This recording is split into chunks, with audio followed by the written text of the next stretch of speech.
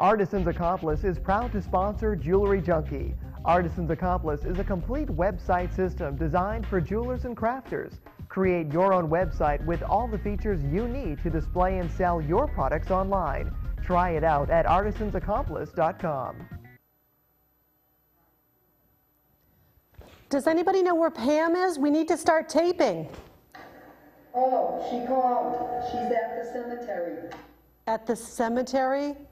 Well, can somebody dig her up? Here I come. Sorry I'm late. Let me get your mic on you. Okay. Thank you. So, if you're the trick, where's my treat? The treat is a special guest here on Jewelry Junkie TV.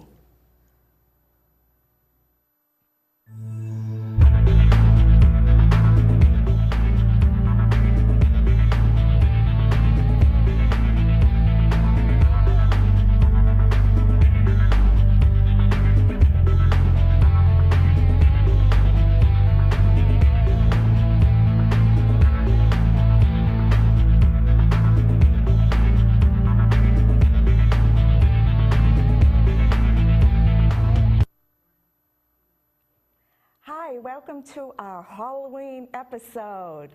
And our guest designer is Darlene Bellin. She is a polymer clay artist, and I'd like to welcome her. Please, come on in, Darlene. Hi, Pam. Hi, how are you? Good, how are you? Good. And next to you is, of course, our bead consultant. Get a little closer to me. I won't bite much. It's Jen Martineau. How you doing, Darlene? I'm doing good. How are you girls doing? We're great. We're great. Good. Yeah. We have a few questions for you before you begin your demonstration. Okay. Let's see. How did you get started doing polymer clay? I started polymer clay about 30 years ago. I used to have boxer dogs, and I could never find a figurine of one that looked just like mine. Oh. So I went to the store, bought some clay, came home, made the dog, and I was hooked. That was it? Hooked. That was it? Totally hooked. Wow. It's such a versatile medium. What, do you find this an easy medium or complicated? Very easy. People of all ages, from children up to adults and beyond. And beyond. Yes. And the expense for this type of... The nice thing about this hobby is you can make it as inexpensive or as expensive as you want. You can start with the most minimal of supplies, from knitting needles. You can move on up to the more expensive tools. It depends on how serious you want to get into it. Right. But almost anything can be used as a tool.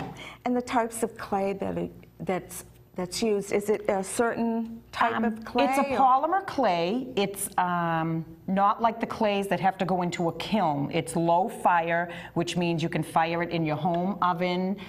In my studio, I use a convection oven, so it's a dedicated oven. But for years, I did use my home oven. And there are safety precautions you can take, you know, to use the home oven. Yeah. Cooking in bags or in covered pans, etc. And the supplies, you can get them at any craft store should carry the clay and the supplies, the basic supplies that go with it. There are online websites that sell the more advanced products and tools.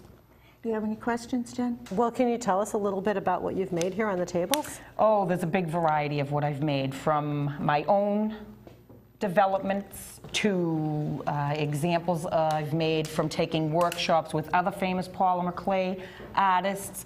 We have designs like this that look as if they're stamped from a cookie cutter, and they are. I draw the design, I make the cookie cutter. You'll see it in the cats and some of the dogs. These pieces here, this one, and over here were done in workshops that I host at my studio several times a year. You can incorporate rubber stamps with the work, different kinds of crystals, beads. The different sort of pearlescent powders that are available in the craft market now. Oh, wow. It's a crossover craft, which means things you have that you use with other crafts can be used 99% of the time with the polymer clay as well. It looks so diverse. I just can't believe all these different things that you've made. It's all clay. And everything that you see is 100% clay. There are no paints. All the color you're seeing is clay. As you can see here, it comes in a variety of brand names and colors. It's an endless rainbow of colors. Wow. And then you just mix them together to get these? You can mix them together to get different shades of a color, to lighten them, to darken them, to get different effects. They have clays that have like a mica powder in them, and the powder will shift and it'll give different appearances. Like this, it looks dimensional, but it's actually, if you run your finger across it, it's flat. It's because of the way the clay shifts. And I heard you telling me earlier that this one is actually glow in the dark. These are glow in the dark, and I sat with a friend late last night, and they were so brainless to do. They just kind of make themselves with the glow-in-the-dark clay. Oh, wow. It's really beautiful. Yeah, it is. It's fun. You can get lost in it. I love Halloween. I do too. Do you want to do a demo for us today? I can. Okay, I sure great. can. I can do a simple little bead. All right. You want to tell us a little bit about what this is? Sure. This is a little crow bead that I designed and make. They work up fairly quickly. So if you were to go into the selling venue with them, you can sell them pretty inexpensively.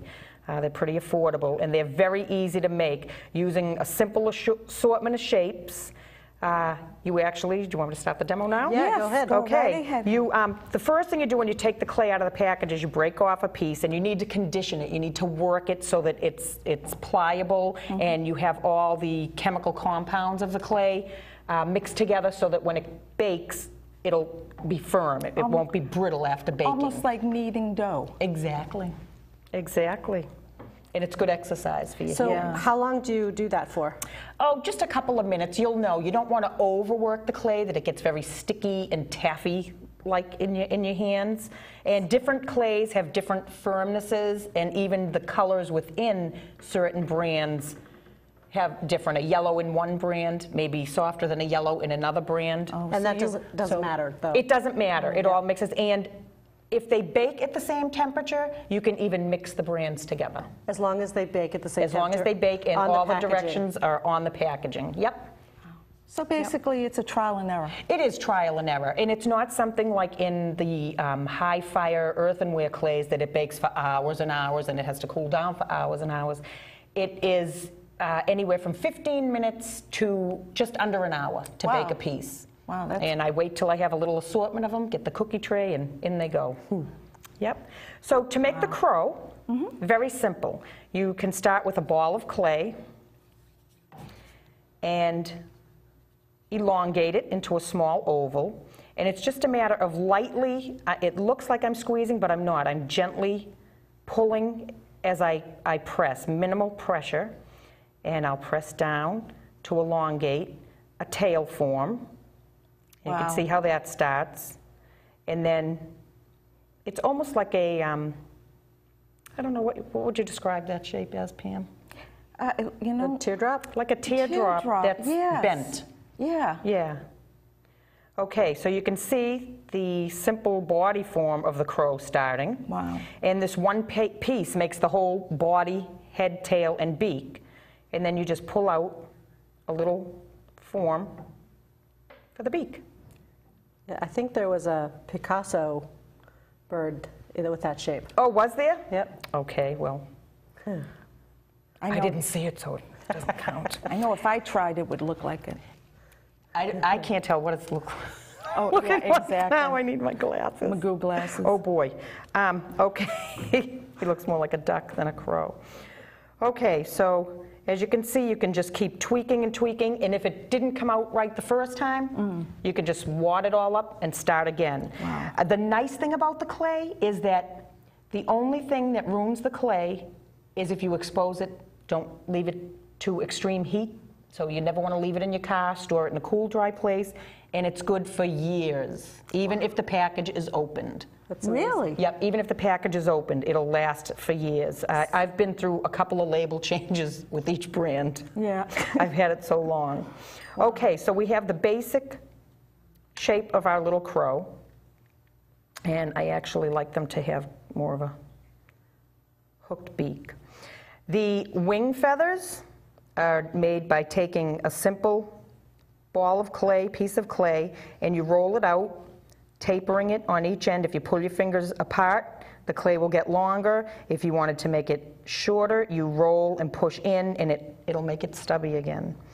But for that wing, I taper it at both ends, and then it's just a matter of starting a little spiral. You can just turn it like that, and you just place it on. The clay, when it's raw like this, will stick to itself. So you don't need to use any special glues or anything like that. They do have products available through the clay companies that the clay is in liquid form. So if you had a piece and it broke, you can actually put the liquid clay on it, put it back together, bake it for 15 minutes, and it fixes it. Oh, so you can fix? You can. It's all repairable. That's one thing when I sell a piece, I tell everyone who buys a piece that if it breaks, send it back to me and I'll fix it. Wow. So that they never have to worry about dropping it. And I have had pieces that go through the wash just fine. I'm very bad about forgetting things like that. Not you. Yep. No, oh, yes. Yes. Small teardrop shape for the wing. Put it on, gently press it into place, and you can put as many of these as you like on it. I find usually 3 to 4 does the trick. Now he has a wing. Wow. That's beautiful. Thank you. And I have little dots there, and it's totally your creation, so it's totally up to you. That's the beauty of it. You can manipulate it and make it anything you want. You can take little pieces of clay, roll them into little balls, put them on. You can use your finger to flatten them. You can use a tool. If you want, you can add a small hole. And if you wanted to, you could set a stone in that if you'd like. The other thing is I put small little perforations to give it a little bit of texture so it doesn't look so flat. And it works up very quickly. If you would like, you can actually draw a line and make them look like feathers if you want. So basically, it's all up to you how It's you all up to you. want the wings to look like. Exactly. It's your creation. Wow. To do with whatever you please. And the eyeball is just a simple hole as such. And you can probably put a gem there too if you You could wanted, if you huh? wanted to. Yep, exactly. You could. Yeah. Now the beak on this one is a little shiny. It's a little shiny. What happened was after I baked it, I just took a little bit of a water-based gloss varnish and just went around the beak with it. Wow. Yeah. And it's very, very simple. And to make it, and you could put a pin back on this to make it into a pin. You can see some of the pieces. You just glue it on with any good quality craft glue.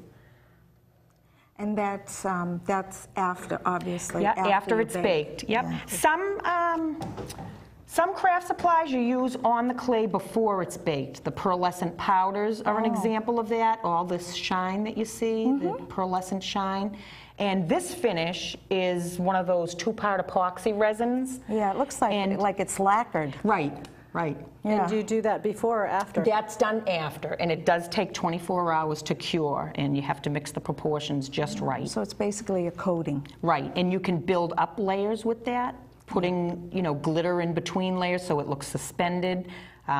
These are one of my more popular Oh, yeah. styles of what I do. That's something I created. So this little boxer dog, is that a boxer? That's a little Doberman. That's my little Doberman? Cooper. So he has a glass bead for an eye? Yes, a hematite stone, And yep. so you added that Before. before? Yep, any stones, anything that can take heat. If it's plastic, you wouldn't want to put it in the piece. So anything that can take heat, the crystals, glass stones, because you're baking at a relatively low temperature, 275. As a matter of fact, I bake everything on a sheet of cardstock, and it doesn't even burn. That's what, it's a It's low such a low curing heat. point, right, right. It's wonderful. And so then now, how do you put the little hanging part? To hang the it, veil? very simple. Any jewelry, bead store, craft store sell wire or already pre-made pins. This is what they call an eye pin. And I sort of would see how far into the bird it would go, and I'd snip it off. And then you can take any form of a bead, any color. If you'd like to put a color, you can put little beads as little, like a little spacer bead type of a thing in there. I can put a little silver one on so that way there my crystal isn't right against the black clay. It'll have a little bit of space. And you can just put several of those on together, and it's just a matter of inserting this in and turning it the correct way so it will hang. And you do this before it... Before it's baked, Yeah. but after it's baked, I will remove that, gently twist it, and it'll come right out. I'll put a little bit of super glue at the hole, and I'll reinsert it. That's so cute. Yep, and they last. And this bird here, This is a variation. so Yep. it's the same essential... Right. Instead of pulling a beak out, I pulled a crest out of the top of his head. Yep. Added a small piece of black clay in a teardrop form, just pressed it. I used the tool to give it a little bit of texture, gave it some wing feathers, gave it some little tail feathers, but then I took a piece of gold clay, I rolled it into a little triangle and pushed it on his face. Beautiful. I Thank love you. it. I love all the work that you do. Thank you. do Thank too. you so much. So, I have a lot of fun doing it. Will you come and teach a class at Bead Gallery? I will come and teach a class at Bead Gallery. Yes, I will. We can't wait to see you there. I will most definitely. I know I'll be there. I don't know how well I'll do though. Will you be looking as beautiful as you are today? Absolutely, I'll wear my makeup. So, Darlene, can we Yes. raffle off one of your pieces on our website? Sure. It's Halloween time, so you could take a selection of one of the Halloween pins. Yes, that's a great one. So we'll be raffling off this piece on our website.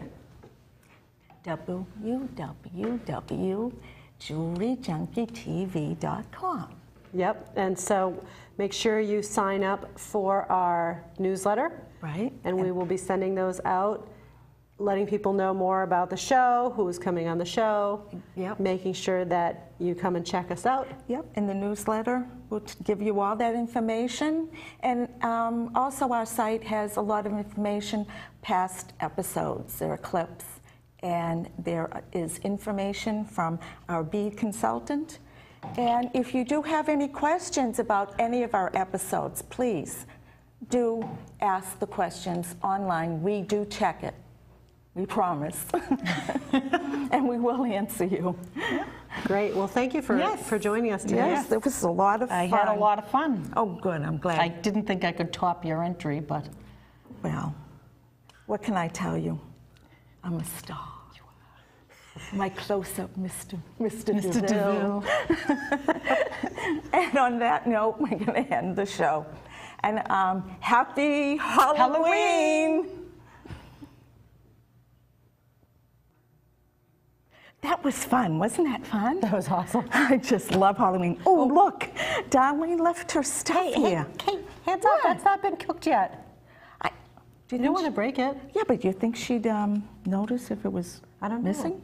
Well, what do you mean? Well, I kind of like, ooh, I like this dragon. This is the one I wanted. I picked this out earlier. I want one of those, I want one of those, I want one of those, I want one of those. And then I have Dachshunds, you know, and look at how cute this pin is. I know, it's so cute. I love It's so cute. Oh my goodness. And it's not even that expensive. I know. can't believe how she does You this. know what? If you go to her website, Yeah. it's darbelladesigns.com. Okay. You can buy some of these pieces. Awesome. Yeah. That's and they're- awesome. Yeah, they're great. I can't believe that this is all clay. This is just, where is she? You know, your face looks like polymer clay. That wasn't nice. Hey, I didn't know that you could do that cackle. Oh, yeah, I Can we did do that. it again Yeah. for me? I love doing that. Totally cracked me up. I know. I do it in the cemetery for the Historical Society. I'm in Really? the back, way in the back, and in the front they said, yeah, we can hear you cackling all the way Really? up here. You like scaring little children? Well, that part isn't too great, but it's fun. It's fun. I mean, that's the whole idea of Halloween, isn't it? To have fun and Yeah, to I just love it. enjoy yourself. Yeah. And My daughter wants to be a cat, she said. the creepy little ghost. You're scaring me now. All right, well, anyway, I just, I'm psyched. I am psyched too. And our next episode I don't is in November. Yeah. I think it's on. What do you wanna do? Loops. What do you It's wanna on Loops. No. I think we're going to do seed beads. Oh, are we going to do seed beads? Oh, peyote stitch. Yeah, I think that's what we're going to do. All right, that All sounds right. great. Well, And do you want then- some help with your costume? Oh no, I have to go to the dentist. I think I'll just walk in like this. Okay. They won't be Your surprised. teeth aren't rotten at all. Not yet, anyway. With all that candy. you're From gonna eat. Halloween, yeah. Exactly. So anyway, All right, well, I'm going to just clean up this stuff. So. I am too. And the website, jewelryjunkietv.com.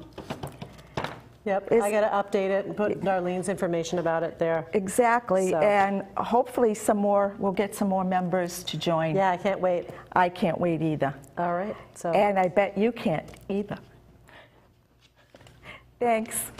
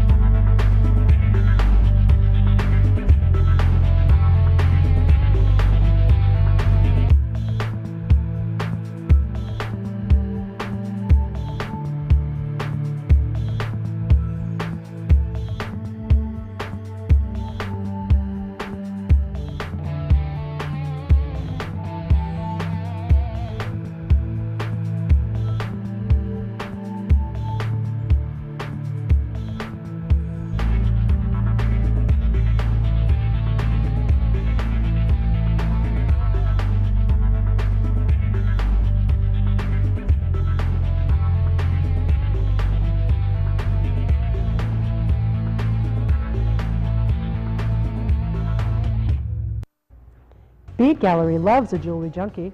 Bead Gallery is located at 100 North Broadway in tax-free Salem, New Hampshire. Bead Gallery offers more than 300 classes and all the beading supplies you need to make beautiful jewelry. Artisan's Accomplice is proud to sponsor Jewelry Junkie. Artisan's Accomplice is a complete website system designed for jewelers and crafters. Create your own website with all the features you need to display and sell your products online. Try it out at artisansaccomplice.com.